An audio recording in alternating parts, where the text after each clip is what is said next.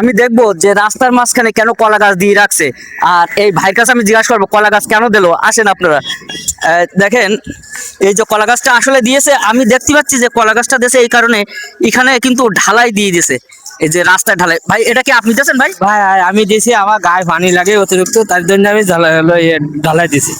ও, আপনার সুবিধার জন্য আপনি দিয়েছেন? আপনার সুবিধার জন্য আর সবাই সুবিধার জন্য আমি করছি। হ্যাঁ কারেক্ট, ঠিক। ভাই কিন্তু সবাই সুবিধার জন্য এটা করেছে, আর এটা কিন্তু আপনার পিস এবং খোয়া এই রাস্তায় কিন্তু এই ঢালাইটা দিয়েছে। আপনাদের দোকানের সামনে কিন্তু এমন হলে আপনারাও কিন্তু এই ঢালাইটা দিবেন, কেননা আপনি দেশের একটা ভালো কাজ করতেছেন, সাধারণ মানুষের চলাচলের জন্য খুবই একটা ভালো কাজ করতেছেন। এই ভিডিওটা বেশি বেশি শেয়ার করবেন এই জন্য, যাতে সাধারণ মানুষের নজরে পড়ে, সাধারণ মানুষের দোকানের সামনে সরকারের আশায় এবং চেয়ারম্যান মেম্বারের আশায় যাতে না বসে থাকে, এই জন্য এই ভিডিওটা আপনারা বেশি বেশি শেয়ার করে দেবেন। ভাই ঠিক না বেঠিক? হ্যাঁ ঠিক ভাই, ঠিক।